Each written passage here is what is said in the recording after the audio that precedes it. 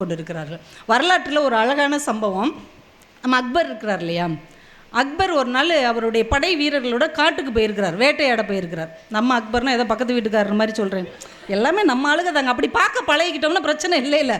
நம்ம அக்பர் படைகளோடு சேர்ந்து காட்டுக்கு போயிருக்கிறாரு. ரொம்ப உள்ளே போனதுனால ஆளுக்கு எங்கிட்ட போயிட்டாங்க. இவர் பாதையை தொலைச்சிட்டார், படை வீரர்களை தொலைச்சிட்டார். அந்த காட்டுக்குள்ளே கூடி ஒரு கிராமம் வழியாக வெளியில் வர்றாரு. ஒரு பெரிய ரோடு போகுது. அங்கே ஒரு இளைஞன், ஒரு கிராமத்து இளைஞன் நின்றுட்டு இருந்திருக்கான். தம்பி இங்கே வா, இந்த பாதை டெல்லிக்கு போகுமா அப்படின்னு கேட்டிருக்காரு. அந்த பையன் சொல்லியிருக்கான், இந்த பாதை டெல்லிக்கு போகாது, இந்த பாதை வழியாக போனால் நீங்கள் டெல்லிக்கு போகலாம் அப்படின்ட்டுருக்கான். அவர் அந்த டென்ஷன்லேயும் விழுந்து சிரிச்சிட்டார். இங்கே வா, நாளைக்கு டெல்லியில் வந்து என்னை பாரு, நான் தான் அக்பர்ன்ட்டு போயிட்டார். மறுநாள் அவர் அரசபைக்கு போன உடனே இவர் சொன்ன ஜோக்கை சொல்லி எல்லார்ட்டையும் சிரித்து, உன் பேர் என்னப்பான்னு இருக்கார். என் பேர் பீர்பால் அப்படின்ட்டுருக்கார். இன்னையிலேருந்து நம்ம அமைச்சரவையில் நீயும் ஒரு அமைச்சர் என்று அந்த ஒரு வார்த்தைக்கு தான் பீர்பால் வந்து அக்பருடைய அமைச்சரவையில் கடைசி வரைக்கும் இருந்திருக்கிறார். அக்பர் இஸ்லாமியர், பீர்பால் இந்து சமயத்தை சேர்ந்தவர்கள். ரெண்டு பேரும் அவ்வளோ ஒற்றுமையாக இருந்திருக்கிறாங்க கடைசி வரைக்கும்னா இந்த நகைச்சுவை உணர்வு அவர்களை நகர்த்தி கொண்டே சென்றிருக்கிறது. எவ்வளோ ஆச்சரியமாக இருக்குது. ஒரு பதில் எவ்வளோ பெரிய இடத்துல கொண்டு போய் அவரை உட்கார வைத்திருக்கிறது என்றால், பேச பழகணும், எப்படி பேசணும், எந்த இடத்தில் பேசணும், யாரிடத்தில் என்ன பேசணும் என்பதை நம்ம குழந்தைகள் கற்றுக்கொண்டார்கள் என்றாலே இந்த வாழ்க்கை அழகானதாக மாறும். எல்லா இடத்துலையும் நம்ம தமிழ் இதைத்தான் நிறைய கற்றுக் கொடுக்குது. சிலேடைன்னு ஒன்று இருந்தது, இன்றைக்கி யாருக்கா தெரியுமாங்க? சிலேடை, சிலேட்டும் இல்லை சிலேடையும் இல்லை. இன்றைக்கி இரட்டுற மொழிதல் அப்படின்னு சொல்லுவாங்க. இன்றைக்கி அதெல்லாம் நம்மக்கிட்ட இருக்குதா? ஆனால் அன்றைக்கி இது சம்மந்தமாக எவ்வளவு இருக்கும். ஒரு பெரிய புத்தகமே சிலேடை புத்தகம்லாம் இருக்கும். தமிழ் கனல் ஐயாவுக்குலாம் தெரியும், என்னங்க நீங்களே அது மாதிரிலாம் எழுதியிருப்பீங்க. இப்போ இன்றைக்கி சிலேடையில் பேசுகிறதுக்கு ஆளே இல்லை. டபுள் மீனிங்கில் பேசுகிறது வேறு, இரட்டுற மொழிதல் வேறு. இன்றைக்கி டபுள் மீனிங் இருக்குது. சிலேடையும் இரட்டுற மொழிதலும் இல்லாமையே போயிடுச்சு. எவ்வளோ அழகாக அன்றைக்கெல்லாம் நம்ம பெரியவங்க பேசியிருக்கிறாங்க. இங்கே நம்ம ஊத்துமலை ஜமீன் இருக்கு இல்லையா, அங்கே அண்ணாமலை கவிராயர், அண்ணாமலை ரெட்டியார் தானே காவடி சிந்து எழுதினவர். அவருக்கு ரொம்ப வேண்டப்பட்டவராக இருந்திருக்கிறார், நெருங்கிய புலவராக இருந்திருக்கிறார். ஒரு தமிழறிஞர் ரொம்ப கஷ்டப்பட்டிருக்கிறார். இவர்கிட்ட வந்து சொல்கிறார், நீ தான் ஜமீன்தாருக்கு ரொம்ப நெருக்கமாக இருக்கிற இல்லைப்பா, நீ கொஞ்சம் அவர்கிட்ட சொல்லி, நான் ரொம்ப கஷ்டப்படுறேன், எனக்கு ஒரே ஒரு ஆட்டுக்குட்டியும் ஒரே ஒரு மூடை அரிசியும் கொஞ்சம் வாங்கித்தா, கொஞ்சம் நான் தப்பிச்சுக்கிடுவேன், சிரமப்படுறேன். ஆனால் இவர் சொல்லியிருக்கார், நீங்கள் கேட்டதில் ஒன்று நடக்கும், ஒன்று நடக்காது அப்படின்ட்டார். ஏப்பா நீ எவ்வளோ பெரிய ஆளுப்பா, இதை கூட செய்ய மாட்டியா, நீ கேட்டதில் ஒன்று நடக்கும் ஒன்று நடக்காதியான் இருக்கார். அதுக்கப்புறம் தான் இவர் யோசிச்சிருக்கார், இவர் கேட்டதில் ஒன்று ஆட்டுக்குட்டி நடக்கும், அரிசி மூட்டை நடக்காது. இப்போ ரெண்டையும் வாங்கி கொடுத்துருக்கிறார். ஆனால் இவர் எப்படி நினச்சிக்கிட்டார், வாங்கி தர மாட்டார் போல் அப்படின்னு நினச்சிக்கிட்டார். அப்போ அந்த சூழ்நிலையில் அந்த துயரங்களை தாண்டியும் அவர்களுக்குள்ளே ஒரு மகிழ்ச்சியை, மறுமலர்ச்சியை அந்த பேச்சு உரையாடல் தருகிறது என்றால் இதுதான் சிலேடை. ஒரு பெரிய ஜமீன்தார் இதே மாதிரி புலவர்களை ஆதரிக்கிறவர், அவர்கிட்ட எல்லாம் சுற்றி ஆளுகள்லாம் இருக்கிறாங்க. ஒரு புலவர் அவரோட பேசிகிட்டு இருக்கிறார்.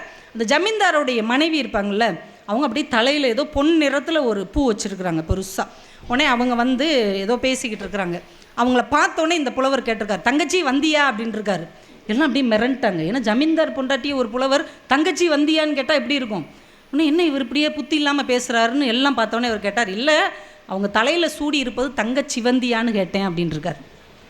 தங்க சிவந்தி, தங்கச்சி வந்தியா தங்க சிவந்தியா, அதை நினச்சி அந்த ஜமீன்தார் ரொம்ப நேரம் சிரிச்சிட்டு இருந்துட்டு அவருக்கு நிறைய பொருள் உதவி செய்து கொடுத்துருக்கிறார் அப்படின்னு ஒரு புத்தகத்தில் நான் படித்தேன். என்றால் எந்த சூழ்நிலையும் சமாளிக்க நம்முடைய மொழி நமக்கு கற்றுக் கொடுக்குறது. இதெல்லாம் பெரிய படித்தவங்க அறிஞர்களுக்கு தான் வாய்க்கணும்லாம் கிடையாது. நம்ம ஊரில் பாருங்கள், ஒரு ஆட்டோ பின்னாடி எழுதியிருக்கிறாங்க, இடித்து விடாதே நண்பா அத்தனையும் கடன். எல்லாம் சிந்திக்கிறதுக்கு பெரிய அறிவு இருக்கணும்னு அவசியம் இல்லை. சூழ்நிலை சரியில்லாமல் இருந்தால் கூட சிந்திக்க முடியும். அவன் என்ன நொந்து போயிருக்கான், டியூ கட்டி ஆட்டோ ஓட்டிகிட்டு இருக்கான், நீ பாட்டுக்கு வந்து இடிச்சிட்டேன்னா எல்லாம் கடனில் வாங்கியிருக்கேன்ப்பா. அப்போ அவனுடைய துயரத்தை கூட நகைச்சுவையாக அடுத்தவங்க மனசில் பதிகிற மாதிரி சொல்ல முடியுதுல்ல. ஒரு லாரியில் எழுதியிருக்கிறாங்க, ஓடுவது தங்கம் ஓட்டுவது சிங்கம்.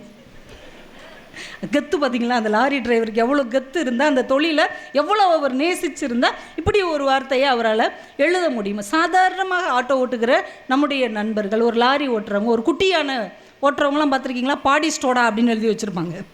ஃபாலோ பண்ணுறியாடா பாடி ஸ்டோடா அப்படின்னு ஒருத்தர் குட்டியானையில் எழுதி வச்சிருக்கிறார். அப்போ எவ்வளவு கற்பனை உணர்வு அவர்களுக்குள்ளே இருக்கிறது. செங்கல் செல்வம், காய்கறி செல்வம் அப்படிலாம் எழுதி போட்டிருப்பாங்க பார்த்தீங்களா.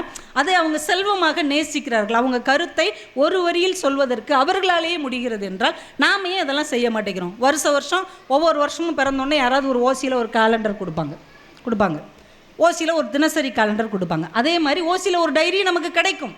அந்த டைரியை நம்ம என்ன செய்கிறோம்? பால் கணக்கு, பண்ட கணக்கு, லாண்ட்ரி கணக்கு, அயன் பண்ண கணக்கு, வீணாக போன கணக்கெல்லாம் எழுதிக்கிட்டு இருக்கோம். என்னைக்காவது நமக்கு தோணுனதை இல்லை எதுலையாவது படித்ததை, ஏதோ சினிமா படத்தில் ஒரு கேட்ட ஒரு பாடலை, ஒரு வசனத்தையாவது நம்ம எழுதணும்னு நினச்சிருக்கிறோமா? ஒரு சின்ன மாற்றமாவது நம்ம வாழ்க்கையில் இருக்கா? நீங்கள் யோசிச்சு பாருங்கள். போன 4 வருஷத்துக்கு முன்னாடி இருந்த அதே டேபிள் அங்கேயே இருக்குது, அதே டேபிள் ஃபேன் அங்கேயே இருக்குது. அதை தூக்கி இந்த பக்கமாவது மாற்றணும்னு எதாவது யோசிச்சிருக்கோமா? சின்ன சின்ன மாற்றங்களை நம்ம வாழ்க்கையில் நீங்கள் செஞ்சு பாருங்களேன். டக்குன்னு ஒரு புதுசாக மாறின மாதிரி இருக்கும். ரொம்ப டயர்டாக அப்படியே கரண்ட் இல்லாமல் அப்படியே புழுக்கத்தில் இருக்கும் போது வெளியில் வந்து கொஞ்சம் முகத்தை கழுவிட்டு வெளியில் நின்று அப்படி காத்தாட நின்னீங்கன்னா எவ்வளோ மனசு ஒரு சந்தோஷமான ஒரு ஃபீல் வரும்ல.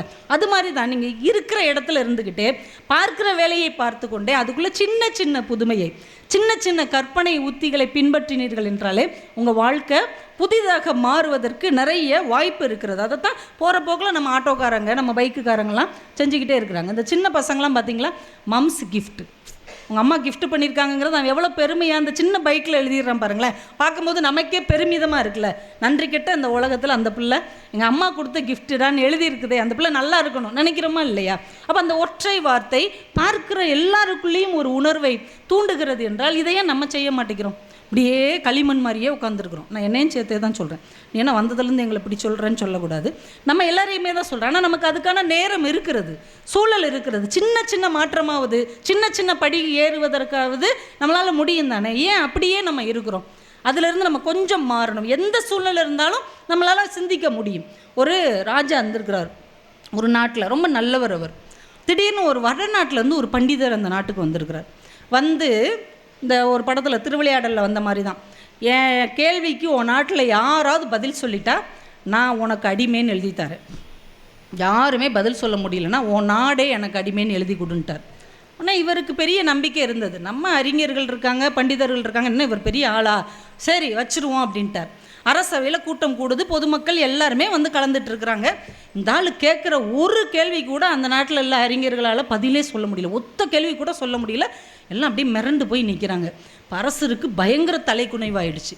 வடநாட்டு பண்டிதர் சொல்கிறார், இந்த பார், இன்னொரு உனக்கு ஆப்ஷன் தர்றேன், நான் கேட்ட கேள்விக்கு தான் அவங்களால பதில் சொல்ல முடியல, அவங்கள கேள்வி கேட்க சொல்லு, என்னால் பதில் சொல்ல முடியாட்டி கூட நான் அடிமைன்னு எழுதி தரேன், உன்னை விட்டுறேன்.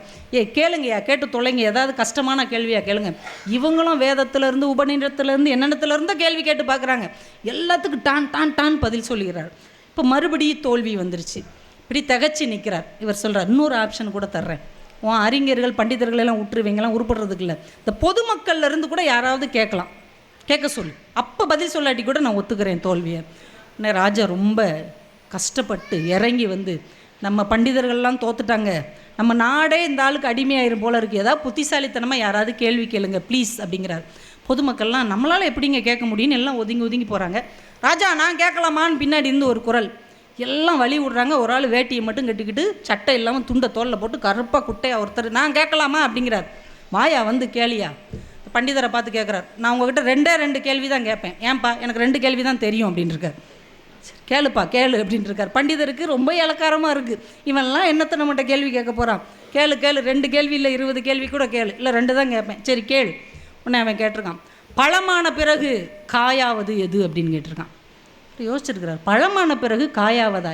காய் தானப்பா பழமாகும், பழமான பிறகு காயாவது ஒன்று இருக்குது, அதை சொல்லியான் இருக்கார்.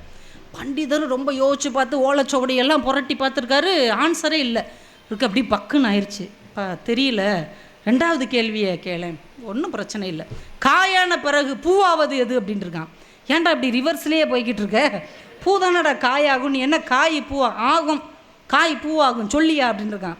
அவர் திகைச்சு போய், தெரில தம்பி, நான் தோத்துட்டேன், நீ பதில் சொல்லு. அவன் சிரிச்சுக்கிட்டே சொல்லியிருக்கான், பழமான பிறகு காயாவது ஊறுகாய், எலுமிச்சம்பழம் தானே ஊறுகாய் ஆகுது. அசந்துட்டார் அந்த ஆள். அடுத்த கேள்வி, காயான பிறகு பூவாவது தேங்காய் பூ அப்படின்னு இருக்கான். தேங்காய் தானே பூவாவது. காலில் விழுந்துட்டார் அந்த பண்டிதர். இவ்வளோ பெரிய அறிஞனை உங்கள் ஊரில் வச்சுருக்கீங்க, ஓடிட்டார். அரசர் அவர் கையை பிடிச்சி கண் கலங்கி, ஐயா எங்கேயா இருந்த? இங்கே தான், நம்ம அரண்மனையில் சமையல் வேலை பார்த்துக்கிட்டு இருக்கேன் அப்படின்ட்டு இருக்கான். எந்த ஒரு புத்திசாலித்தனமும் பெரியவர்களிடமிருந்து தான் வரும்னு இல்லை, எளிய மனிதர்களிடமும் புத்திசாலித்தனம் அவர்கள் வாழும் சூழ்நிலையிலிருந்து வரும் என்பதை அன்றைக்கு அந்த அரசர் புரிந்து கொண்டார் அப்படின்னு நான் படித்தேன். நம்ம எப்பவுமே பதவியை வச்சே இவங்க ரொம்ப பெரியவங்க போல் பதவியை வச்சே தான் நம்ம பழகுவோம். பார்த்துருக்குறீங்களா? ஒருத்தவங்க ஹெச்எம்மாக இருந்தால் டீச்சர்கிட்ட கொஞ்சம் இப்படி தான் டிஸ்டன்ஸாக இருப்பாங்க. டீச்சராக இருக்கிறவங்க புதுசாக வந்து சேர்ந்தவங்ககிட்ட கொஞ்சம் அப்படி தான் இருப்பாங்க. அந்த புதுசாக வந்த டீச்சர் ஸ்டூடெண்ட்ஸ்கிட்ட கொஞ்சம் அப்படி தான் இருப்பாங்க. ஏதோ ஒரு ஹைரார்க்கி மாதிரியே இருப்பாங்க. பார்த்துருக்கீங்களா? எல்லாம் சமமானவங்க அப்படின்னு என்னைக்காவது நம்ம பார்த்துருக்கோமா?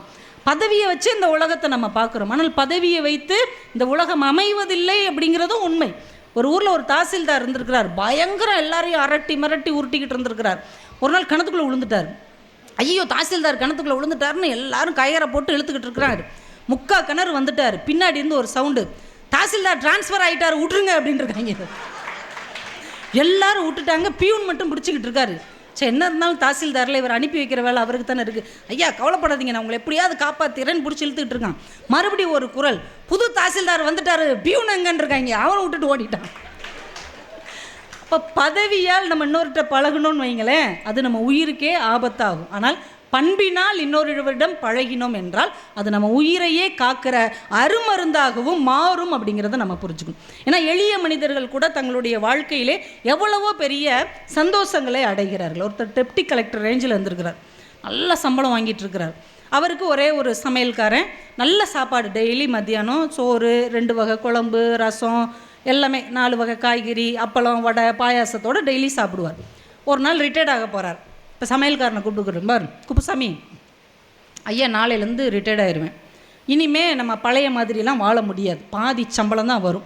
ஐயா வேலையை இழந்துடுறேன், அதனால் இனிமேல் இந்த மாதிரி 4 காய்கறி கூட்டு, 2 பொரியல், 1 வறுவல்லாம் வைக்காத, ஒரு சாம்பார் மட்டும் போதும், ரசம் இல்லைன்னா மோர் மட்டும் வை, ஒரு கூட்டு வை, அப்பளம் மட்டும் பொரிச்சா போதும், பாயாசம் கூட ஒரு நாள் விட்டு ஒரு நாள் வை, நீ பாட்டுக்கு தடப்படலாம், பழைய மாதிரி பண்ணாதப்பா, நம்மளால் செலவு சமாளிக்க முடியாது, பாதி சம்பளம் தான், வேலை இல்லை, ஞாபகத்தில் வச்சுக்கொண்டார். சரிங்க ஐயான்ட்டு மறுநாள்லேருந்து அப்படியே சிம்பிளாக தான் போய்கிட்டு இருக்கு. ஒரு வாரம் இப்படியே லைஃபு போகுது. டெப்டி கலெக்டர் நினைக்கிறாரு, நல்லா சாப்பிட்டுட்டு இப்படி சாப்பிட்றதுக்கு நமக்கு சங்கடமாக இருக்குது, இந்த சமையல்காரனுக்கும் அதே சங்கடம் இருக்கும்ல, அவன் எப்படி சாப்பிட்றான்னு தெரிஞ்சுக்கிருவோன்ட்டு இவர் சாப்பிட்டு முடித்து வெளியில் வந்து ஜன்னல் வழியாக எட்டு பார்க்குறாரு. இப்போ சமையல்காரன் பார்த்திங்கன்னா இலையை போட்டு சோறு, 4 வகை கூட்டு, பொரியல், வட்டை, பாயாசத்தோடு அவன் ஃபுல் கட்டு கட்டிகிட்டு இருக்கான். இவருக்கு நெஞ்சே வலிச்சிருச்சு. சாப்பிட்டு வெளியே வந்தோன்னே, ஏன் குப்புசாமி, நான் தான் உங்ககிட்ட சொன்னேன்ல, பாதி சம்பளம் தான், வேலை இல்லை, இப்படிலாம் செய்யக்கூடாதுன்னா எனக்கு நீ பாதி சோறு போட்டுட்டு நீ இப்படி ஃபுல் கட்டு கட்டிக்கிட்டு இருக்கே, இது நியாயமா? சிரிச்சுக்கிட்டே சொல்லியிருக்கான், முதலாளி உங்களுக்கு தான் பாதி சம்பளம், உங்களுக்கு தான் வேலை இல்லை, நான் வேலையில் தான் இருக்கிறேன், நான் முழு சம்பளம் வாங்கிக்கிட்டு தான் இருக்கேன், நான் இப்படி தான் சாப்பிடுவேன் அப்படின்ட்டு இருக்கான். என் சம்பளத்தில் நான் சாப்பிட்டுட்டு இருக்கிறேன். ஒரு எளிய மனிதர்களுக்குள்ளே இருக்கக்கூடிய ஒரு மன மகிழ்வை மிகப்பெரிய பதவியில் இருந்தால் கூட அடைய முடியவில்லை என்றால் இது எதை காட்டுகிறது? அவரவர் சூழ்நிலைக்கு அவரவர் ராஜா. நம்ம நினச்சிட்டு இருக்கோம் நம்ம அங்கே இருக்கிறதுனால நம்ம ராஜா, அப்படிலாம் கிடையாது. அவரவர் சூழ்நிலைக்கு அவரவர் ராஜா. எறும்பும் தன் கையால் 8 ஜான். இப்போ நீங்கள் உங்கள் கையால் எவ்வளோ உயரம் நீங்கள் பார்க்கலான்னா, உங்கள் கையை வச்சு நீங்கள் அளந்து பாருங்கள். குட்டையாக இருக்கிற கிங்காங்கும் 8 ஜான் இருப்பார், ஹைட்டாக இருக்கிற சத்யராஜ் சாரும் 8 ஜான் இருப்பார், நீங்களும் நானும் 8 ஜான் இருப்போம். எறும்பு அது கையால் அதை அளந்தால் 8 ஜான் இருக்கும். அப்போ எல்லா உயிரும் அதன் பங்குக்கு சமமாகத்தான் வாழ்கிறது என்றால் பதவி, படிப்பு, பட்டம், அழகு இதையெல்லாம் வைத்து ஏற்றத்தாழ்வு மனிதருக்குள் பார்க்கக்கூடாது என்பதைத்தான் நம்முடைய இலக்கியங்களும் இதிகாசங்களும் திரும்ப திரும்ப நமக்கு கற்றுக் கொடுத்து கொண்டே இருக்கிறது. ஒரு இறைச்சி பதனிடுகிற ஒரு தொழிற்சாலை, இந்த இறைச்சியெல்லாம் வச்சு ஃப்ரீசருக்குள்ளே வச்சு வெளிநாட்டுக்கு ஏற்றுமதி பண்ணுவாங்கள்ல, அந்த ஒரு தொழிற்சாலையில் ஒரு 200-300 பேர் வேலை பார்க்குறாங்க. அதுக்கு ஒரு வாட்ச்மேன் இருக்கிறார். காலையில் எல்லோரும் வரும்போதும் குட் மார்னிங் சொல்வார், சாயந்தரம் எல்லோரும் போகும்போதும் குட் ஈவினிங் சார் அப்படிம்பார். யாரும் அவருக்கு பதில் சொல்ல மாட்டாங்க. வாட்ச்மேனுக்கு யாராவது பதில் சொல்லுவோமா? சொல்லவே மாட்டான், மடுக்கு கத்திக்கிட்டு கிடக்கான். ஆனால் ஸ்டீஃபன் ஒருத்தர் மட்டும் எப்போயுமே அவரை பார்த்தோன்னே குட் மார்னிங்ப்பா, நல்லா இருக்கியா அப்படின்ட்டு போவார். ரிட்டன் வரும்போது குட் ஈவினிங்ப்பா, குட் பைப்பா அப்படின்னு சொல்லிட்டு போவார். இது மட்டும் டெய்லி நடந்துகிட்டே இருக்குது. ஒரு நாள் இந்த ஸ்டீஃபன் ஆஃபீஸ்க்கு வந்தவர் ஈவினிங் கிளம்புற நேரத்தில் அந்த ஃப்ரீசரில் ஏதோ லொடலொடன்னு சத்தம் கேட்குது. உடனே உள்ளே போய் அதை செக் பண்ணுறாரு. அந்த டெம்பரேச்சர் ஏற்ற இறக்கமாக இருக்குது. அதெல்லாம் சரி பண்ணிவிட்டு ஒரு 1/2 மணி நேரம் 3/4 மணி நேரம் ஆயிடுச்சு. அதெல்லாம் டைட் பண்ணி சரி பண்ணி வெளியே வரங்குள்ளே யாரோ அந்த டோரை லாக் பண்ணிட்டாங்க. யாரும் உள்ளே இல்லை, வேலை நேரம் முடிஞ்சிச்சுன்னு டோரை லாக் பண்ணிட்டாங்க. அது பெரிய டார்க் ரூம், சத்தமே வெளியில் கேட்காது, மொபைலும் இது இல்லை, டவர் இல்லை. ட்ரை பண்ணி பார்க்குறாரு, கத்துறாரு, கதவை தட்டுறாரு, நான் உள்ளே மாட்டிக்கிட்டேன், கதவை தரங்கன்னு டெம்பரேச்சரை வேறு அப்போ தான் அவர் கரெக்ட் பண்ணி வச்சுருக்கிறார். இப்போ நேரம் ஆக ஆக அப்படியே பனி உரைய ஆரம்பிக்குது. இவரால் கத்தக்கூட முடியல. அவ்வளோதான் நம்ம வாழ்க்கை இன்றைக்கி இதோட முடிஞ்சிடுது போலன்னு அப்படியே குறுகி போய் உட்காந்துட்டார். 2 மணி நேரம் 3 மணி நேரம் ஆகுது. அவர் மேலெல்லாம் அப்படி பனி படர ஆரம்பிச்சிருச்சு. கையை தேய்ச்சி பார்க்குறாரு, கன்னத்தில் வச்சு பார்க்குறாரு, அதுக்கு மேலே கையும் ஒர்க் ஆகலை, அப்படியே விடன்னு உட்காந்துருக்கிறார். திடீர்னு அந்த கதவை திறந்துட்டு, ஸ்டீஃபன் சார் நீங்கள் எதுவும் உள்ளே இருக்கிறீங்களா அப்படின்னு ஒரு குரல் கேட்குது. ஆன்னு கத்துறாரு. ஓடி போய் அவரை வெளியில் தூக்கிட்டு வந்து அவருக்கு ஃபஸ்ட் எய்டெல்லாம் பண்ணிவிட்டு, என்ன சார் உள்ளே மாட்டிக்கிட்டீங்க? எப்பா கத்தி கத்தி பார்த்தேன்ப்பா, மொபைல் டவர் இல்லைப்பா, எப்படிப்பா நான் உள்ளே இருக்கிறேன்னு கண்டுபிடிச்சேன்? இல்லை சார், எல்லாருக்கும் குட் மார்னிங் சொல்வேன் சார், எல்லாருக்கும் குட் ஈவினிங் சொல்வேன் சார், ஒருத்தர் கூட சொல்ல மாட்டாங்க. ஆனால் நீங்கள் சொல்வீங்க. காலையில் குட் மார்னிங் நீங்கள் சொன்னீங்க, சாயந்தரம் எல்லோரும் போயிட்டாங்க. நான் சாப்பிட்டு கிஃப்ட்டு டீ எல்லாம் சாப்பிட்டுட்டு ஒரு தம் அடிக்கும் போது யோசித்தேன், evening good evening Steven sir சொல்லலையே, அவர் எப்பயுமே நம்மக்கிட்ட சொல்லிட்டு தானே போவார், ஒருவேளை உள்ளே மாட்டியிருப்பாரோ அப்படின்னு ஒரு டவுட் வந்து கதவை திறந்தேன் சார், நீங்கள் உள்ளே மாட்டியிருக்கீங்க சார், நல்ல வேலை சார் உங்களை கண்டுபிடிச்சேன். பெரிய விஷயம் இல்லைங்க. ஒரு மனிதனை நேசிப்பது, சக மனிதனுக்கு மரியாதை தருவது, அவனுடைய உணர்வை மதிப்பது, இந்த ஒரு சின்ன சல்யூட், ஒரு சின்ன குட் ஈவினிங், ஒரு சின்ன வணக்கம், ஒரு சின்ன நன்றி அந்த மனிதருடைய உயிரையே காப்பாற்றி இருக்கிறது என்றால், சக மனிதர்கள் மீதான நம்முடைய அன்பு நம்ம எவ்வளோ பெரிய உயரத்திற்கு கொண்டு செல்லும் என்று என்னைக்காவது நம்ம யோசித்து பார்த்துருக்குறோமா? எவ்வளோ விஷயங்கள் பின்னால் இருக்கிறது, இந்த மொழிக்கு பின்னால், இந்த வரலாற்றுக்கு பின்னால், நாம் கடந்து வந்த பாதைகளுக்கு பின்னால் நம்ம பார்க்க வேண்டிய விஷயம் நிறைய இருக்குது. ஆனால் நம்ம அதெல்லாம் கவனிக்கிறதே இல்லை. நாம் எதை கவனிக்கணுமோ அதை கவனிக்கிறது இல்லை. இந்த வார்த்தை நல்லா கவனிங்க. நாம் எல்லாரும் கவனிக்கிறோம், எல்லாவற்றையும் கவனிப்பதில்லை. எல்லாரும் கவனிக்கிறோம், எல்லாவற்றையும் கவனிப்பதில்லை. இது ரொம்ப முக்கியமான வார்த்தை. வகுப்பில் 40 பிள்ளைகள் இருக்கிறாங்க. ஒரே ஆசிரியர் தானே மேடம், ஒரே மாதிரி பாடம் தான். 2 பேர் நல்ல மார்க் எடுக்கிறாங்க, 10 பேர் நடுத்தர மார்க்கு, 10 பேர் மக்கா இருக்காங்க. என்ன காரணம்? ஒரே ஆசிரியை, ஒரே பாடம், ஒரே வகுப்பு சூழல். ஏன் முடியலை? அந்த 2 பேர் பாடத்தை கவனிச்சிருக்கிறாங்க, மீதி உள்ளவங்க சுற்றி முற்றியும் கவனிச்சிருக்கிறாங்க. இப்போ நம்ம எல்லாருமே கவனிக்கிறோம், ஆனால் எல்லாவற்றையும் கவனிக்கவில்லை, கவனிக்க வேண்டியதை கவனிக்கவில்லை. அதுதான் நம்ம வாழ்க்கையில் நம்ம மைனஸ் ஆகி போனதுக்கு காரணம். எழுத்தாளர் சுஜாதா அவர்கள் ஒரு கட்டுரை எழுதினார், கவனம் குறித்த கவனம். அந்த கட்டுரைக்கு பேர் கவனம் குறித்த கவனம் அப்படின்னு எழுதினார். அதில் 3 சம்பவத்தை எழுதுகிறார். சின்ன வயசில் அவங்க சொந்தக்காரங்க வீட்டு கல்யாணத்துக்கு போயிருக்கிறார். அப்போ அரியங்குடி ராமானுஜ ஐயங்காருடைய கச்சேரி அவங்க வீட்டில் நடக்குது. அவர் ஒரு பெரிய கர்நாடக பாடகர், ரொம்ப சுவாரஸ்யமாக பாட்டு போய்கிட்டு இருக்கு. எல்லாரும் ஆகா ஓகம் தலையை ரசிச்சுக்கிட்டு இருக்கிறாங்க. அப்படி தோடி ராகத்தில் பாட ஆரம்பிக்கிறாரு. கூட்டமே அப்படியே மயங்கி தலையை சுற்றிக்கிட்டு இருக்குது. இவர் மாமா பக்கத்தில் உள்ளவர் இப்படி கூப்பிட்டுங்க, வா சுஜாதா, ரங்கராஜன் அவர் பேருங்க, வா ரங்கராஜன், என்ன அந்த ஐயர் அடிக்கடி எதையோ வாயில் போட்டு மென்னுக்கிட்டே இருக்காரு, அது என்னன்னு போய் பார்த்துட்டு வா அப்படின்னு இருக்காரு. கூட்டமே தோடி ராகத்தை கேட்டு மயங்கிக்கிட்டு இருக்கு. ஆனால் இந்த மாமா எதை கவனிச்சிருக்கிறாரு? அவர் எதையோ தின்னுட்டுருக்காரு பாருங்க, அதை கவனிச்சிட்டு இருக்கிறார். அதை தான் சுஜாதா எழுதுகிறார். நாம் எல்லாருமே கவனிக்கிறோம், எதை கவனிக்கணுமோ அதை கவனிக்கிறதில்ல. சுஜாதா ஒரு தடவை இலக்கிய பார்வை அப்படின்னு ஒரு சொற்பொழிவு பேசுகிறார், கிட்டத்தட்ட 1.5 மணி நேரம். அவர் பெரிய பேச்சாளர் கிடையாது, ஆனாலும் நல்லா தயார் பண்ணி தொல்காப்பியத்திலிருந்து இன்றைய இலக்கியம் வரைக்கும் ப்ரிப்பேர் பண்ணி சுவாரஸ்யமாக பேசியிருக்கார். 1.5 மணி நேரம் பேசி, நிறைய எழுத்தாளர்கள் நிறைந்த கூட்டம் அது பேசி அவருக்கே ஒரு திருப்தி. சில நேரம் நம்மளே நல்லா பேசணும்னு ஒரு திருப்தி இருக்கும்ல, அந்த திருப்தியோடு இறங்குறார். எல்லாரும் வந்து பாராட்டிகிட்டு இருக்கிறாங்க. அதில் முக்கியமான எழுத்தாளர் வந்து இவர் கையை பிடிச்ச உடனே, அப்பா இவர்கிட்ட இன்றைக்கி பாராட்டு வாங்கிட்டோம்னா பெரிய விஷயம்னு ரொம்ப ஆர்வமாக அவர் வாயை பார்க்குறாரு. என்ன சொல்ல போகிறார்? சுஜாதா, 1.5 மணி நேரம் நீங்கள் பேசுனீங்க, உங்கள் பேச்சு ஃபுல்லாக கேட்டேன், ஒரே மூச்சு இறச்சிக்கிட்டே இருந்தது, உங்களுக்கு வீசிங் ப்ராப்ளம் இருக்கோ அப்படின்ட்டுருக்காரு. ஆனால் நாசமாக போக, நான் தொல்காப்பியத்திலிருந்து இன்றைக்கி இருக்கிற இலக்கிய வரைக்கும் உசுரை கொடுத்து பேசிக்கிட்டு இருந்தால், அவர் என் பேச்சை கவனிக்கவில்லை, என் மூச்சை மட்டுமே கவனித்திருக்கிறார் அப்படின்னு எழுதினார். இப்போ எந்த இடத்துல நம்ம எதை கவனிக்க வந்தோமோ அதை தொலைத்து விட்டு எதையோ கவனிச்சிட்ருக்கோம் இல்லையா, அது நம்ம சரிப்படுத்தினோம் என்றாலே வாழ்க்கையில் 70% நம்ம செய்ய வேண்டிய வேலையை சரியாக செஞ்சுருவோம். நான் உங்களுக்கு ஈஸியாக சொல்கிறேன். இந்த மொபைல் ஃபோன் இருக்குல்ல, இப்போ மொபைல் ஃபோன் இருக்குது. இப்போ இதை நம்ம எடுக்கிறோம். ஏன் எடுக்கிறோம்? ஏதாவது மெசேஜ் வருதான்னு பார்க்குறதுக்காக எடுப்போம், இல்லைனா யாருக்கா ஃபோன் பண்ணணுங்கிறதுக்காக எடுப்போம். ஃபோன் பண்ணுறோம், ஃபோன் பண்ணிவிட்டு என்ன செய்யணும்? பேசியாச்சு, என்ன செய்யணும்? இந்த மொபைலை தூக்கி வச்சிடணும்ல. எதுக்காக எடுத்தோம்? வீட்டில் யாருக்கோ ஃபோன் பண்ணுறதுக்காக எடுத்தோம், பேசணும், வச்சிடணும்ல. ஆனால் என்ன செய்கிறோம்? அப்படியே ஃபேஸ்புக்கை பார்க்குறோம்.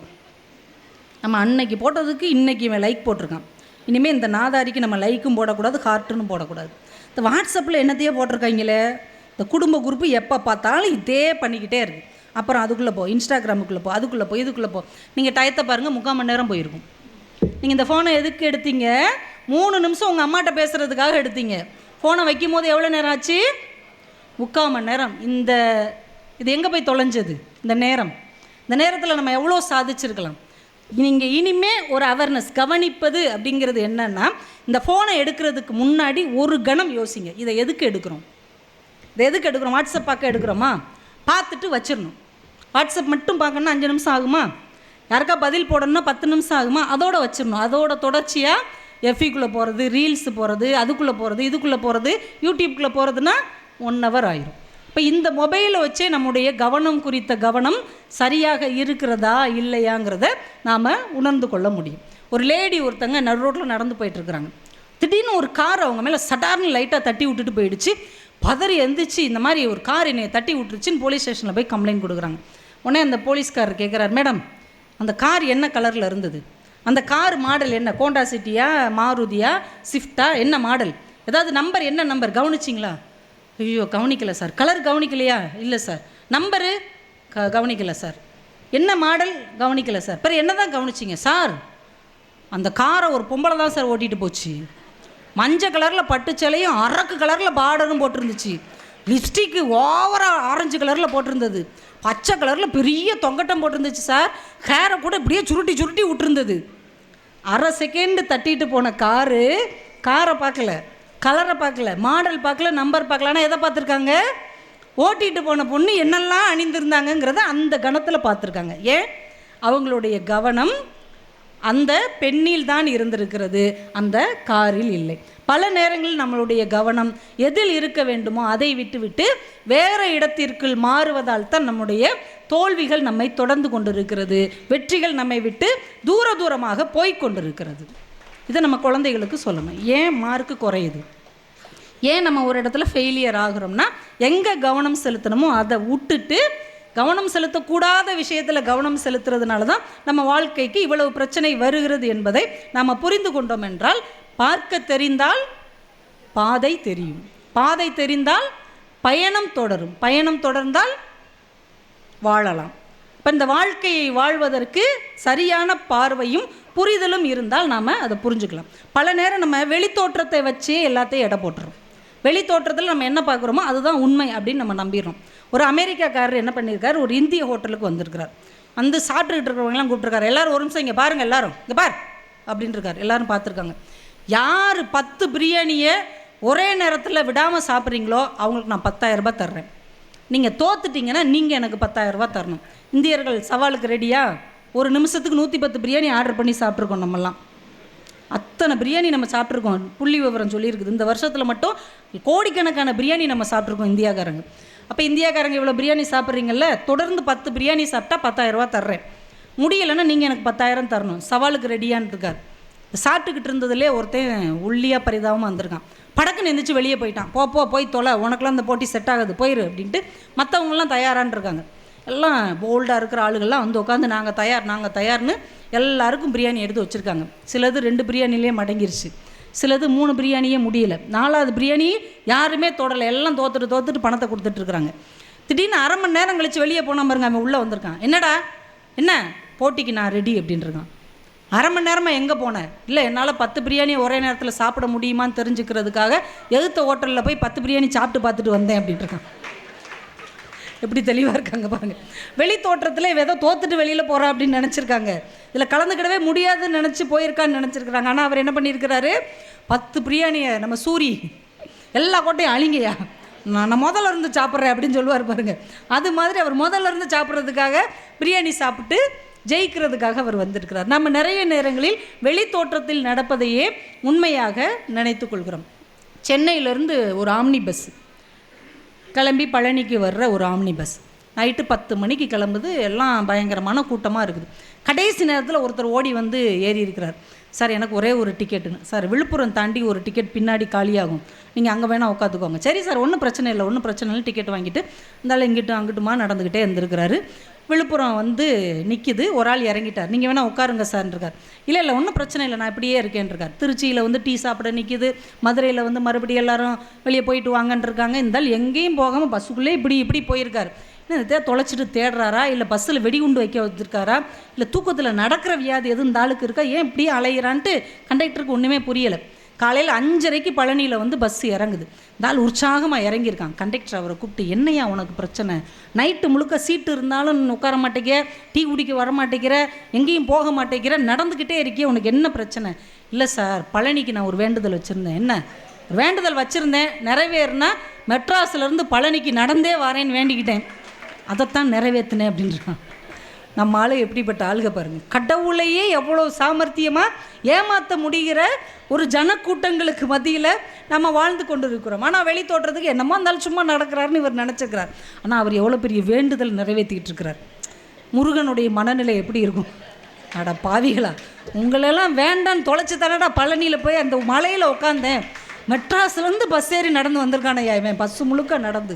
இன்னும் கொஞ்சம் ஈஸியான ஃப்ளைட்டு பிடிச்சி ஃப்ளைட்லேயே நடந்து 1/2 மணி நேரத்தில் வந்திருப்பான். நல்ல வேளை பழனியில் ஏர்போர்ட் இல்லை அப்படின்னு முருகனே சந்தோஷப்பட்டிருக்கார். இப்படியெல்லாம் வெளித்தோற்றத்தில் மனிதர்கள் ஒரு விதமாக நடந்து கொள்வார்கள். ஆனால் நம்ம அகத்தோற்றத்தில் அவங்களுடைய சிந்தனையும் எண்ணமும் வேறு மாதிரியெல்லாம் இருக்கும். ஒரு ஆஸ்பத்திரியில் ஒரு வயசான பெரியவர் படுத்திருக்கிறார். சுற்றி அவர் குடும்பம் அப்படியே துயரத்தோடு இருக்கிறாங்க. அந்த பெரியவர் மூத்த மகனை கூப்பிட்றார், தம்பிங்க வாப்பா, அப்பா போயிடுவேன்னு ஒன்றும் வருத்தப்படாதப்பா, உனக்கு நான் அப்பா இருக்கிறேன், நீ ஒன்றும் வருத்தப்படாத, அண்ணா நகரில் இருக்கிற 14 பங்களாவையும் நீயே வச்சுக்கோப்பா, அப்பா உனக்கு ஒன்றும் தரலன்னு வருத்தப்படாத, 14 பங்களா உனக்கு தான்ப்பா, யாரும் இவன்ட்ட கேட்கக்கூடாது. அப்படியே வெளியில் வந்துடுறான். இளைய மகனை கூப்பிட்றாரு, நீ தான்டா என் செல்லம், அப்பாவுக்கு நீனா உசுருடா, அப்பா வேலை பழுவில் உன்னை கவனிக்காமல் விட்டுட்டேடா, நீ ஒன்றும் நினைக்காதடா, டி நகரில் இருக்கிற அந்த 18 கடையும் உனக்கு தான்டா, நீ வச்சுக்கோடா, உனக்கு தான். அவனும் அப்படியே மெதுவாக வெளியே போகிறான். மகளை கூப்பிட்றாரு, என்ன இருந்தாலும் நீ எங்கள் வீட்டு பிள்ளைம்மா, அடுத்த வீட்டுக்கு போயிட்டங்கிறதுக்காக உனக்கு ஒன்றும் தரமாட்டேனா, அந்த கிண்டியில் இருக்கிற அந்த 26 கம்பெனி உனக்கு தாம்மா, எடுத்துக்கோமா அப்படின்ட்டார். அப்படியே தலையை இப்படியே வச்சுட்டு வெளியே வந்துட்டான். மனைவி இப்படியே பார்த்துட்டே இருந்தாங்க, என்னம்மா இவ்வளோ பேருக்கு செய்கிறேன், உனக்கு செய்ய மாட்டேன்னா, அந்த மயிலாப்பூரில் இருக்கிற 32 அப்பார்ட்மெண்ட்டு உனக்கு தாம்மா, வச்சுக்கோமா அப்படின்ட்டு அப்படியே இறந்து போயிடுறாரு. இவங்கெல்லாம் அப்படியே எரிச்சலாக வந்து 4 பேர் வெளியில் நிற்கிறாங்க. நர்ஸு பார்த்து அசந்துட்டாங்க, என்னங்க இந்த பெரியவருடைய மனசு பாருங்கள், டக்கு டக்கு டக்குன்னு இருக்கிற சொத்தெல்லாம் அப்படி பிரித்து கொடுத்தாரு, நீங்கள் யாரும் சந்தோஷப்படாமல் இப்படி எரிச்சலாக இருக்கிறீங்க, ஏன் இப்படி இருக்கிறீங்க? ஆனால் இந்த அம்மா சொல்லியிருக்கு, போமா இருந்தாலும் எங்கள் ஏரியா பால்காரரு, அவர் பால் ஊற்றுற ஏரியாவை தான் மாற்றி மாற்றி பிரித்து கொடுத்துட்ருக்காரு.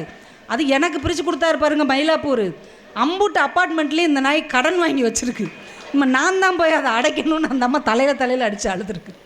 ஆனால் சுற்றி இருந்து பார்க்குறவங்களுக்கு என்ன தெரியும், என்ன பெரிய தொழிலதிபராக இருப்பார் போல், கடையெல்லாம் நீ வச்சுக்கோ, கம்பெனியெல்லாம் நீ வச்சுக்கோ, அப்பார்ட்மெண்ட்லாம் உனக்கு தான் அவர் பாட்டுக்கு வாரி கொடுக்குறாரு நம்ம நினைப்போம். அந்த ஆள் பூரா பால் ஊற்றுற ஏரியாவெல்லாம் கொடுத்துட்டு அவர் பாலை ஊற்றிட்டு போயிட்டார். இந்த கடனுக்கு இந்த அம்மா இனிமேல் பால் ஊற்றிக்கிட்டு தெரியும். அப்போ வெளி தோற்றத்தில் இருக்கிற சூழலை நாம் கவனிக்கிறோமே தவிர அகத்தோற்றத்தில் அவர்கள் எப்படிப்பட்டவர்கள் அப்படிங்கிறத நாம் பார்க்க மறந்து போகிறோம். நம்ம இந்த அகத்தில் வெளிச்சத்தை கண்டுகொண்டோம் என்றால் புறத்தின் இருட்டை நம்மால் உணர முடியும். நீங்கள் நிறைய நம்ம குடும்பத்திலே நம்ம லைஃப்லேயே நிறைய பிரச்சனைகளை நீங்கள் ஃபேஸ் பண்ணியிருப்பீங்க. இப்போ நமக்கு ஒரு சொந்தக்காரங்க இருக்கிறாங்க, அப்பா வீட்டு சொந்தக்காரங்கன்னு வச்சுருக்கோங்களேன், அம்மா வீட்லேயும் ஒரு சொந்தக்காரங்க இருப்பாங்க, 2 பேரையுமே நமக்கு பிடிக்கும்னு வச்சுக்கோங்க. திடீர்னு இந்த அப்பா வீட்டு சொந்தக்காரங்க நம்மகிட்ட வந்து சொல்கிறாங்க, நம்ம அத்தையை சொல்கிறாங்கன்னு வைங்களேன், இந்த வீட்டு அத்தை மாமாவோட பொண்டாட்டி அத்தையை பற்றி சொல்லுது, உங்கள் அத்தையெல்லாம் நீ நம்பாத, அவள் ரொம்ப மோசமானவ, மூஞ்சிக்கு முன்னாடி தான் சிரித்து பேசுகிறா, என் மருமக மாதிரி ஆகுமான்னு சொல்கிறா, ஆனால் அங்கிட்டு ஊருக்குள்ளே போய் உன்னை ரொம்ப கேவலாக கழுவி ஊற்றுறா, ஆனால் நான் சொன்னேன்னு அவகிட்ட சொல்லிடாதன்னு சொல்லிடுறாங்க. இப்போ உங்கள் மனநிலை எப்படி இருக்கும்? இதை நீங்கள் இந்த இடத்துல ஃப்ரெண்ட்ஸை வச்சுக்கலாம், நம்ம ஆஃபீஸில் வேலை பார்க்குறவங்கள வச்சுக்கலாம், நம்ம ஸ்கூலில் இருக்கிறவங்கள வச்சுக்கலாம், நீங்கள் யாரை வேணால் வச்சுக்கலாம். இந்த சூழல் எல்லாருக்கும் வந்திருக்கும்ல, நீ அவளை நம்பாத, அவள் உன்னை பற்றி இப்படிலாம் சொல்லிக்கிட்டு இருக்கா, ஆனால் நான் சொன்னேன்னு சொல்லிடாத அப்படின்னு சொன்னால் நீங்கள் என்ன செய்வீங்க? இவங்க மேலே உள்ள நம்பிக்கையை இழக்கிறதா, இல்லை இவங்க சொல்கிறத முழுசாக நம்புகிறதா? இப்போ நம்பி இவங்கக்கிட்ட கேட்டாலும் இவங்களுக்குள்ளே அடிச்சுக்குவாங்க. அப்போ ஒரு தர்ம சங்கடமான ஒரு சூழல் வரும்ல, இதை எப்படி நீங்கள் கடந்து வருவீங்க? எனக்கு இது மாதிரிலாம் ஒரு பொதுத்துறையில் இருக்கவங்களுக்கு இது மாதிரி எவ்வளோ பிரச்சனை வரும். எனக்கு இந்த மாதிரி ஒரு பிரச்சனை வந்துகிட்டே இருந்தது. எனக்கு ரொம்ப பிடிச்ச ஒரு அக்கா, அவங்க என்கிட்ட ரொம்ப பிரியமாக இருப்பாங்க, பார்க்கும் போதெல்லாம் அன்பை வந்து அள்ளி கொட்டுவாங்க. ஆனால் என்னோட மற்ற ஃப்ரெண்ட்ஸ்லாம் சொல்லுவாங்க, அவங்க உனக்கு முன்னாடி தான் இப்படி பேசுகிறாங்க, உனக்கு பின்னாடி உன்னை பற்றி என்னென்னமோ சொல்கிறாங்க அப்படின்னு. ஆனால் அந்த அக்கா என்னை பார்த்தாலே அன்பாக தான் பேசுவாங்க. இப்போ நான் என்ன செய்ய முடியும்? நான் ஒரு கவிதை எழுதினேன். நீயே முளைப்பாயின்னு ஒரு கவிதை புத்தகம் வெளியிட்டிருக்கிறேன். அதில் ஒரு கவிதை எழுதினேன். நீ எனக்கு முன்னால் அன்பாக பேசுகிறாய், நீ எனக்கு பின்னால் அவதூறாக பேசுகிறாய். நான் எதை கொள்ள எதை தள்ள, நான் எனக்கு முன்னால் இருக்கும் உன்னையே தேர்வு செய்கிறேன். நான் உன்னை போல் பேருக்கு அன்பு கொண்டவள் அல்ல, பேரன்பு கொண்டவள். அவ்வளோதான். ஒருத்தங்களை நம்பணுமா வேண்டாமான்னு ஒரு பிரச்சனை வருதுன்னு வைங்களேன், நம்பிடுங்க. நம்ம நிம்மதியாக இருக்கலாம். நம்ம நிம்மதியாக, அவங்க நம்மக்கிட்ட நல்லவங்க மாதிரி நடிக்கிறாங்களா, நடிச்சுட்டு போட்டோம். ஏன் நடிக்கிறாங்க? நம்ம முன்னாடி எதிரியாக காட்டிக்கிறதுக்கு பயப்படுறாங்க. அப்போ நம்மளை மதிக்கிறாங்கன்னு தானே அர்த்தம். அப்போ பயந்துக்கிட்டு தானே நல்லவங்களா இருக்காங்க. இருந்துட்டு போட்டுமே. நீங்கள் அவங்கக்கிட்ட சொல்லிடுங்க, அவங்க என்ன வேணால் செய்யட்டுங்க, நீங்கள் அதை பற்றி கவலைப்படாதீங்க, என்னை பற்றி தானே பேசுகிறாங்க, எனக்கு பின்னாடி தானே பேசுகிறாங்க, முன்னாடி பேசும்போது நான் பார்த்துக்கிறேன், நீங்கள் ரிலாக்ஸாக இருங்கன்னு இவங்ககிட்ட சொல்லிடுங்க. அவங்கள பேசு பேசு, இன்னும் பேசிக்கிட்டே இரு, இன்னும் அன்பை பொழிந்து கொண்டே இருன்ட்டு அப்படியே மெயின்டைன் பண்ணிகிட்டே போங்க. ஆனால் சுதாரிப்பாகவும் இருக்கணும். நான் இன்னொரு கவிதை அதில் எழுதினேன். நீ எனக்கு பின்னால் தோண்டிய குழியில்தான் மரமாய் வளர்ந்தேன் நான். நமக்கு பின்னாடி மனுஷங்க குழி தோண்டிக்கிட்டே இருப்பாங்க. நம்ம என்ன செய்யணும்? குப்புரடிக்க அதில் உளுந்துடக்கூடாது. ஏன்னா அதுக்காகத்தானே அவங்க குழி தோண்டுறாங்க. நம்ம உழணும்னு குழி தோண்டினாங்கன்னா நம்ம அதுக்குள்ளே இருந்து மரமாக முளைச்சி அவங்கள தாண்டி போயிடணும். அவங்கள தாண்டி போயிட்டு அவங்களால ஒன்றுமே செய்ய முடியாது. அவங்க பக்கத்தில் இருக்கிற வரைக்கும் தான் பிரச்சனை. தாண்டி தாண்டி தாண்டி தாண்டி போயிட்டீங்கன்னு வைங்க, அவங்களால நம்ம பக்கத்துலேயே வர முடியாது. இதுதான் நம்ம வாழ்க்கையில். நீங்கள் ஒரு வன்முறையை, ஒரு எரிச்சலை, ஒரு விரோதத்தை விதைக்கிற இடத்தில் ஒரு நம்பிக்கையை, ஒரு அன்பை, ஒரு விட்டு கொடுக்குற மனப்பான்மையை வளர்த்துட்டிங்கன்னு வைங்களேன், நாம் நிம்மதியாக இருக்கலாம். நாம் நிம்மதியாக இருந்தால் நம்ம வேலையை சரியாக பார்க்கலாம்ல. இப்போ நாம் நிம்மதியாக இல்லைன்னு வைங்க, நம்ம வேலை தானே அங்கே கெட்டு போகும். அவங்க நோக்கம் என்ன? நம்மளை கோவப்படுத்துறது, நம்மளை எரிச்சல் படுத்துறது, நம்மளை உருப்பட விடாமல் செய்கிறது. நம்ம ஏன் அவங்க போக்குக்கு போகணும்?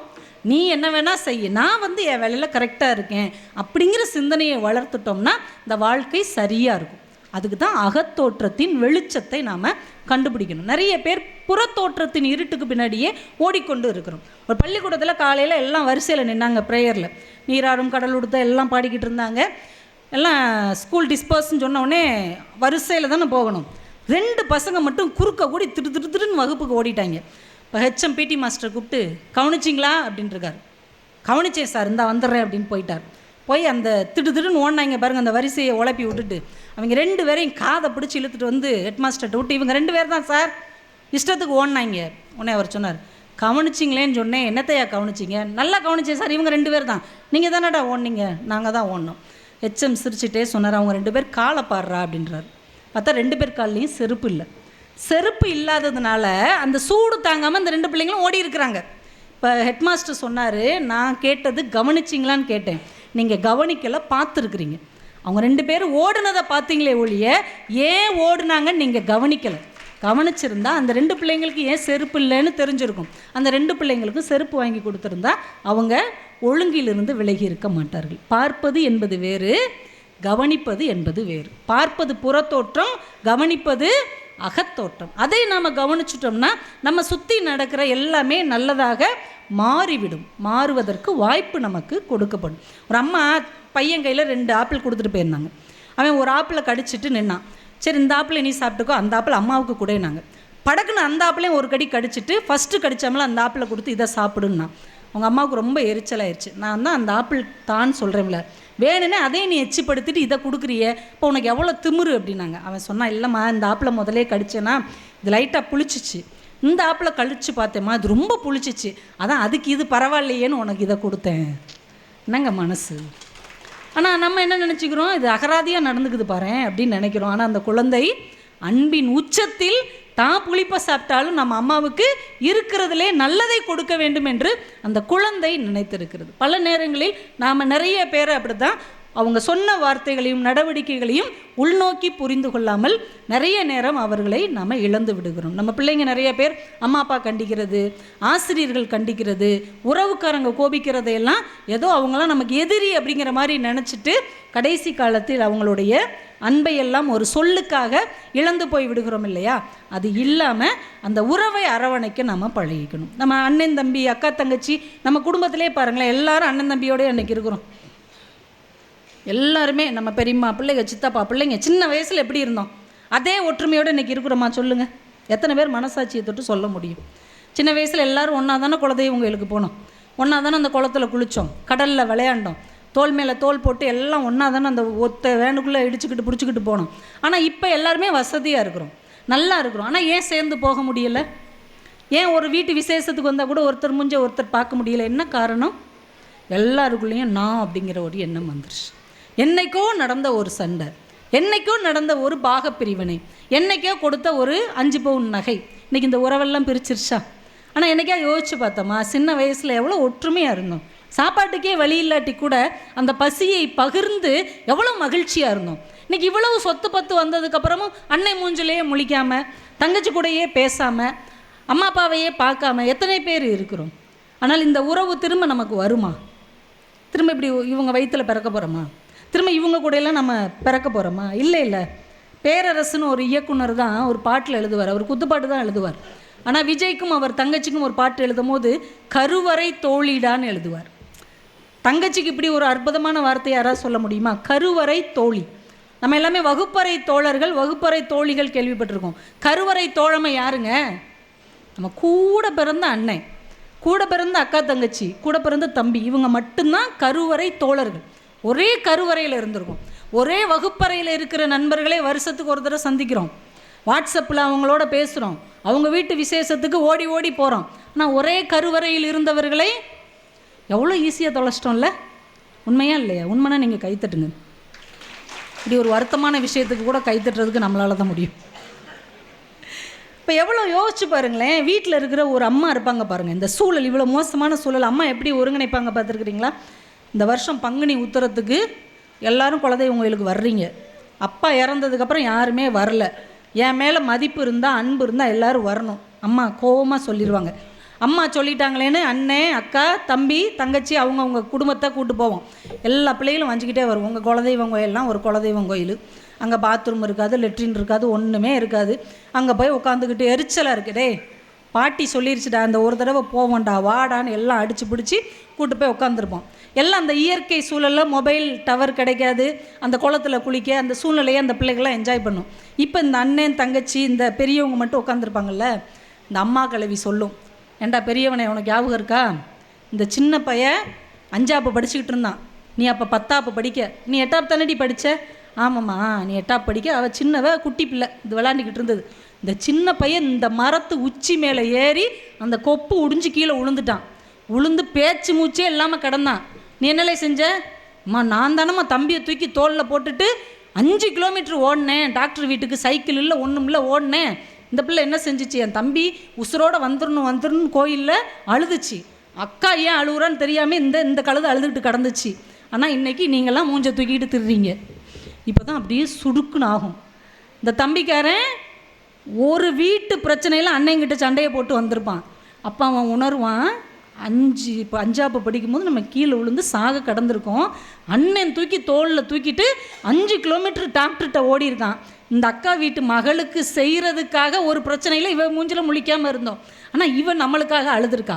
இந்த தங்கச்சி கல்யாணத்துக்கு நான் நகையே தரமாட்டேன் எங்கள் அப்பாட்ட சண்டை போட்டேன், ஆனால் இந்த பிள்ளை என்னன்னே தெரியாமல் எனக்காக அழுதுருக்கேன், இந்த உறவுகளை இல்லாமல் நான் பணத்துக்காக இழந்தேன்னு அந்த இடத்துல தம்பி வந்து அண்ணா என்னை மன்னிச்சுக்கோனேன்னு கையை பிடிக்கும் போது அண்ணன் என்ன சொல்வார், விட்றா அன்னைக்கு உன் உசுறு பழச்சா போதும் நான் நினச்சேன், ஒரு வீட்டு விஷயத்தில் போய் நான் உங்ககிட்ட ஏண்டா அப்படி வீம்பு பிடிச்சேன், எடுத்துக்கோடா உனக்கு வீடு வேணுமாடா எடுத்துக்கோடா, நீ பிழைக்கணும் தானடா அன்னைக்கு நான் அவ்வளோ தூரம் ஓடுனேன் அப்படின்னு அந்த குடும்பம் அந்த இடத்தில் பழைய சம்பவங்களை நினைத்து பார்க்கும்போது பணம் பெருசில்ல, வீடு பெருசில்ல, சொத்து பெருசில்ல, நகை நட்டு பெருசில்ல, கூட பிறந்த சொந்தந்தான் பெருசுன்ற ஒரு உணர்வு வரும் பாருங்க. அதுதாங்க உள்ள கடந்த புதையல்.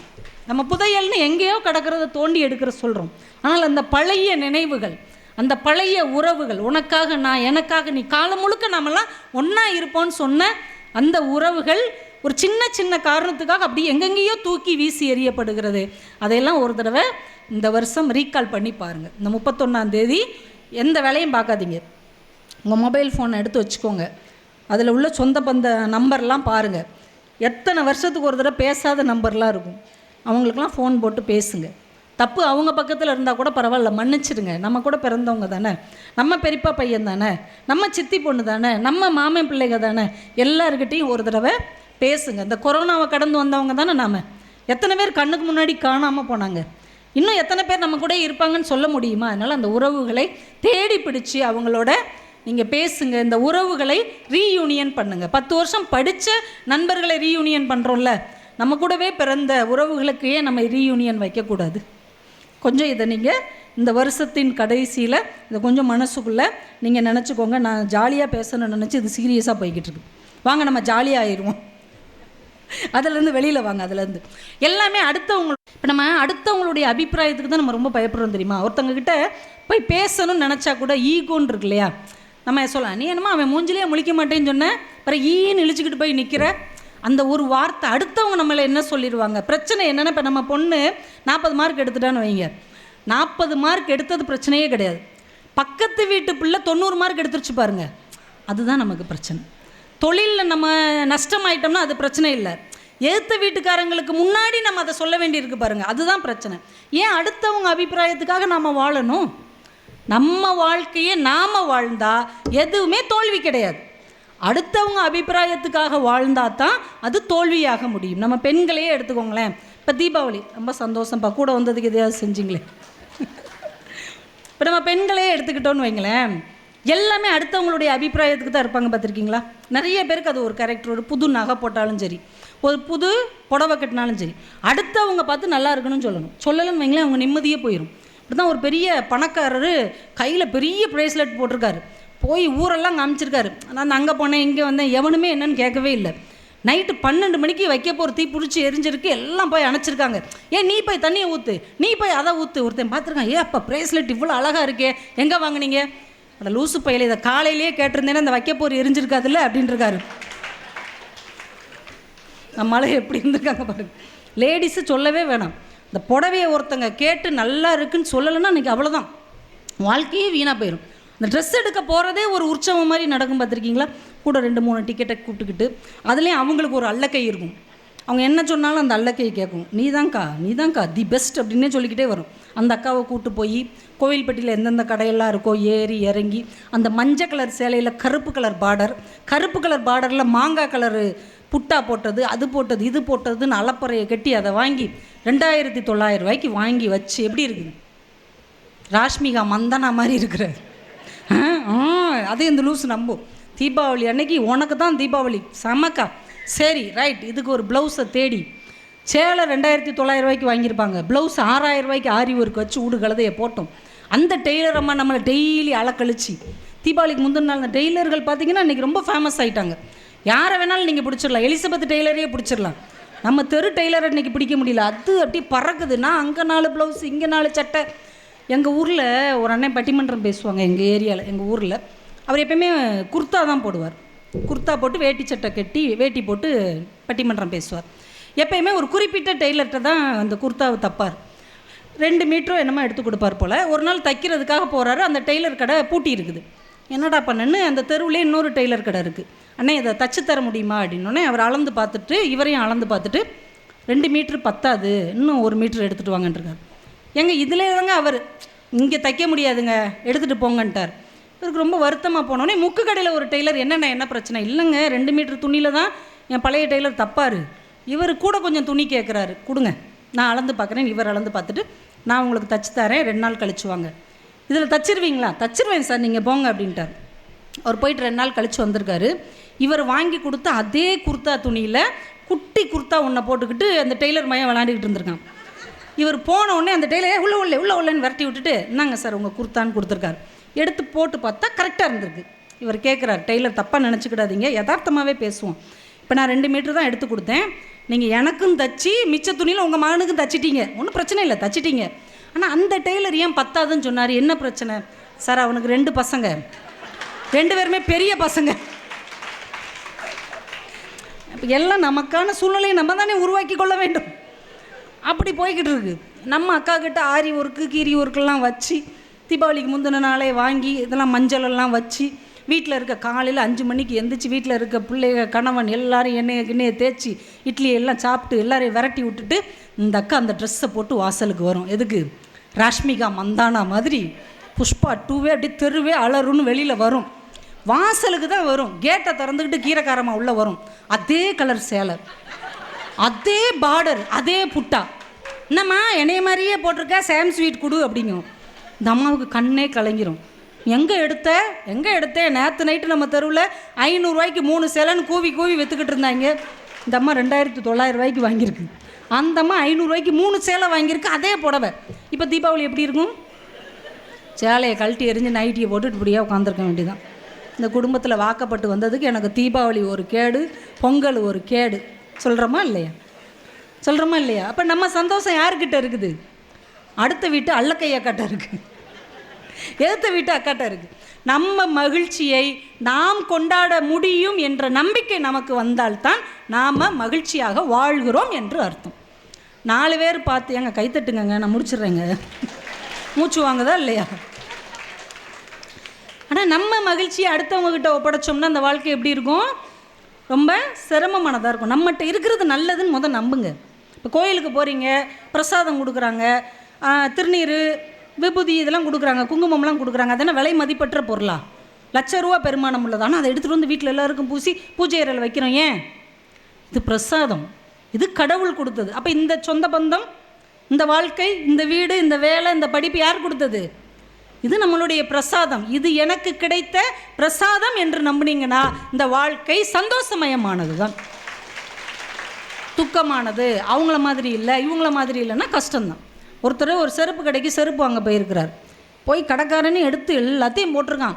அவர் பாட்டுக்கு 100கணக்கான செருப்பை எடுத்து பார்த்து எல்லா குடம்ல உள்ளதும் போட்டாச்சு. எதே ஒன்று எடுத்து தொலை. மறுபடியும் தேடி தேடி பார்த்து இந்த ப்ரௌன் கலர் செப்பல் சூப்பராக இருக்குது, இது எவ்வளோ அப்படின்ட்டுருக்காரு. இது உனக்கு ஓசி அப்படின்ட்டுருக்காங்க. ஏன் இதைத்தான் நீ போட்டு வந்த, ஏன் என் உசுரை போட்டு வாங்குற? 128 செருப்பை பார்த்துட்டு நீ போட்ட செருப்பே நல்லா இருக்குன்னு சொல்கிறியே, என்ன அர்த்தம்? நம்மக்கிட்ட உள்ளதான் நல்லா இருக்குது. ஒவ்வொருத்தங்க வீட்டு வாழ்க்கையும் போய் பார்த்தீங்கன்னா, உள்ளே புகுந்து பார்த்தீங்கன்னா நம்மளோட மோசமாக இருக்குது. அப்போ நம்ம வாழ்க்கையே பரவாயில்ல, நமக்கு வாய்த்த செருப்பு நமக்கானது. அது செருப்பை மட்டும் குறிக்காது, செருப்பாகவும் எடுத்துக்கொள்ளலாம்.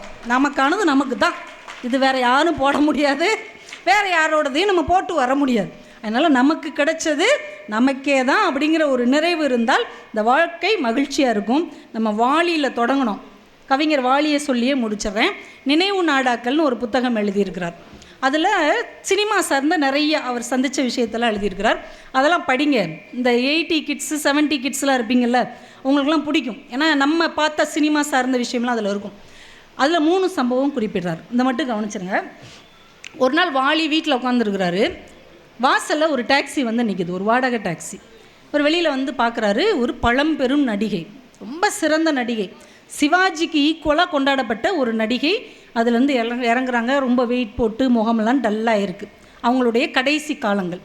அண்ணே வாலிண்ணே, அம்மா வாங்கம்மா வீட்டுக்குள்ளே வாங்க. இருக்கட்டும்ண்ணே, நான் திரும்ப நாடகம் நடத்தலான்னு நினைக்கிறேன், எனக்கு ஒரு நாடகம் எழுதி கொடுங்கண்ணே. இவருக்கு அப்படியே அதிர்ச்சியாக இருக்குது. தமிழ் சினிமா, தெலுங்கு சினிமாலாம் கொண்டாடி தீர்த்த ஒரு நடிகை திரும்ப நாடகம் நடிக்க போகிறேன்னு சொல்கிறாங்களேன்னு பதட்டமாக இருக்குது. எதுக்குமா நாடகம்லாம்? இல்லைண்ணே நாடகம் நடிப்போம்ண்ணே, நீங்கள் எழுதி கொடுங்கண்ணே. என்ன? சரிம்மா எழுதி தரேம்மா. இந்த வாடகை டாக்ஸிக்கு அப்படியே கொஞ்சம் காசு கொடுங்களேன் அப்படின்ட்டுருக்காங்க. அப்படி பதறி போய் கையில் இருக்கிற காசெல்லாம் அந்த அம்மா கையில் கொடுத்தோடனே அவர் போயிட்டார். அப்படியே அன்னைக்கு முழுக்க அவருக்கு என்ன செய்யனே தெரில. இன்னொரு நாள் ஏதோ ஒரு பங்களால் பாட்டு எழுதுறதுக்காக போயிருக்கிறாங்க. இசையமைப்பாளர் எல்லாம் உட்காந்துருக்காங்க. ஒரு நகைச்சுவை நடிகர், அவர் காலத்தில் ஹீரோ எவ்வளோ சம்பளம் வாங்குவாரோ அதை விட ₹1 அதிகம் சம்பளம் வாங்கினவர்.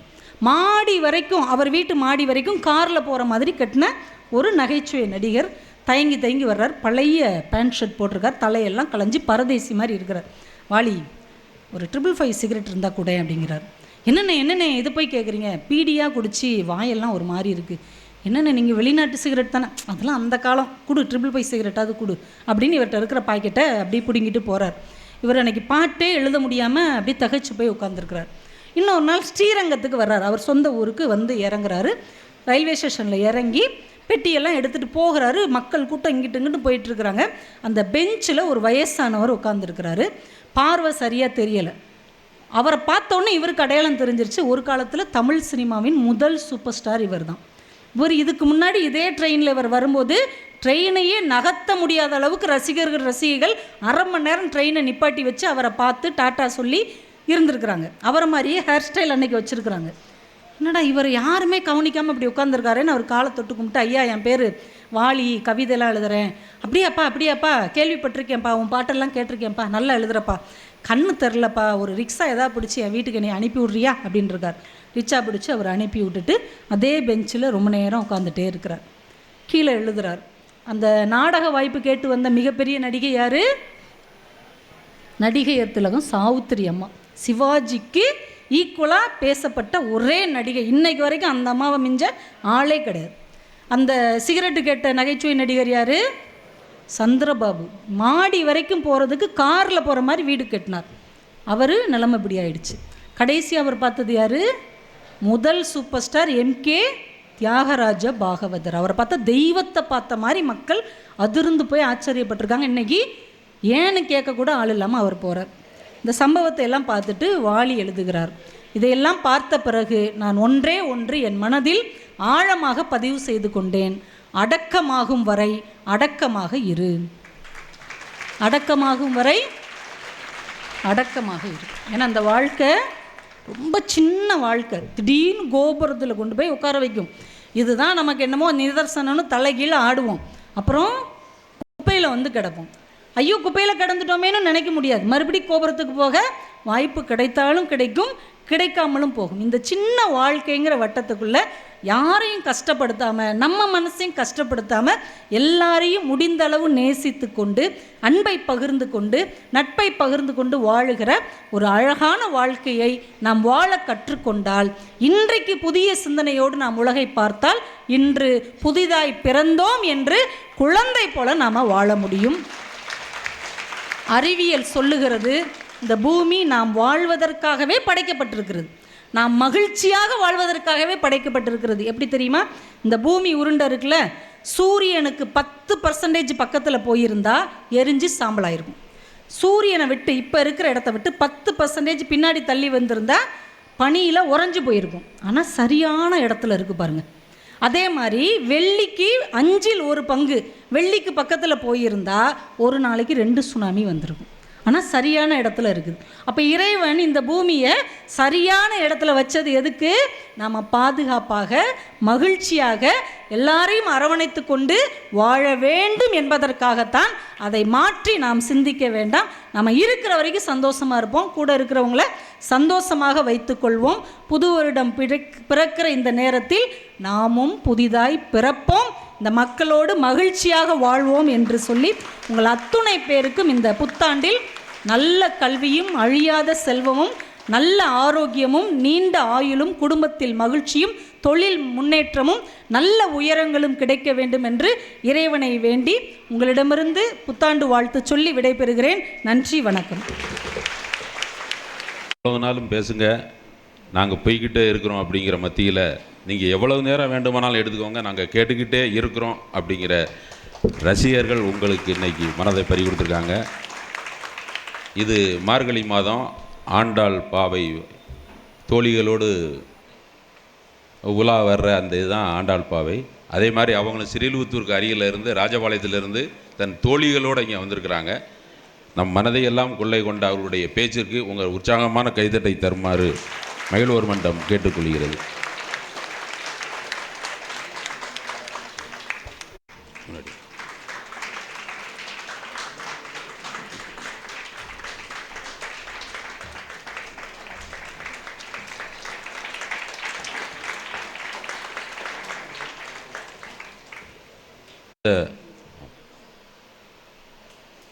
நன்றி தெரிவிச்சுக்கிறேன்.